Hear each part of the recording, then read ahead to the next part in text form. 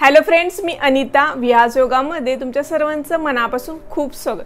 आज आपण ओंकार कसा करायचा ते पाहूया। आपल्याला बरीच लोक सांगत असतात की रोज ओंकार करा, किंवा आपल्याला प्रेग्नन्सी मध्ये सुद्धा अनेक जण सल्ला देतात की रोज तुम्ही ओंकार करा, पण बऱ्याच लोकांना माहिती नसतं ओंकार कसा करायचा। अनेक जण चुकीच्या पद्धतीने करतात, पण आज मी तुम्हाला सविस्तर ओंकार कसा करायचा ते सांगणार आहे। तर आता आपण पाहूया ओंकार कसा करायचा। ओंकार तुम्ही सकाळी संध्याकाळी जेव्हा तुम्हाला वेळ मिळेल तेव्हा करू शकता। सकाळी केलं तर अतिउत्तम, कारण सकाळी वातावरण खूप फ्रेश असतं, तुम्ही स्वतः फ्रेश असता, त्यामुळे तुम्हाला त्याचा जास्त फायदा होतो। ओंकार तुम्ही उपाशी पोटी किंवा जेवण केल्यावरती सुद्धा लगेच करू शकता। याचे काउंट तुम्ही 10, 15, 20, 30, 40 जेवढा तुम्हाला टाइम असेल तेवढा तुम्ही ओंकार करू शकता। ओंकार करण्यासाठी तुम्हाला जसं बसायला कम्फर्टेबल असेल तसं बसायचं।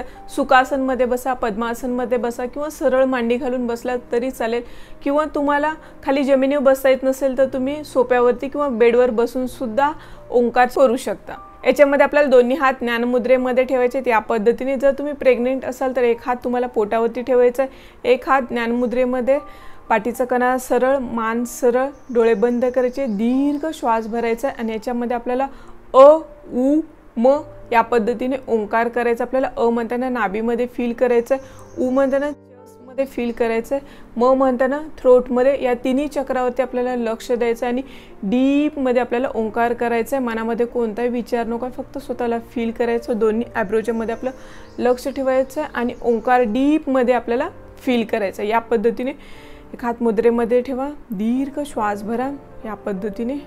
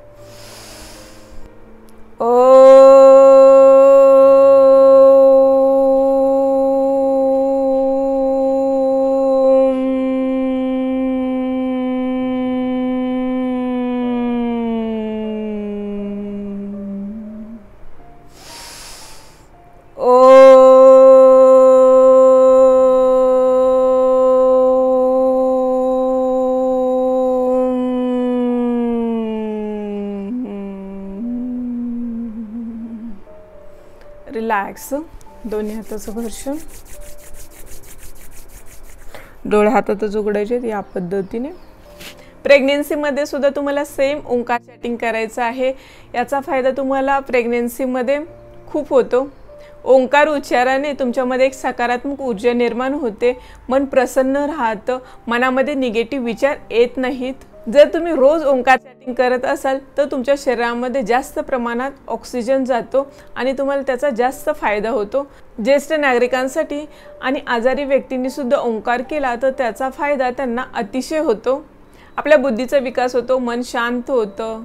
जर आपल्या डोक्यामध्ये जास्त विचार येत असतील तर ते सुद्धा शांत होतात।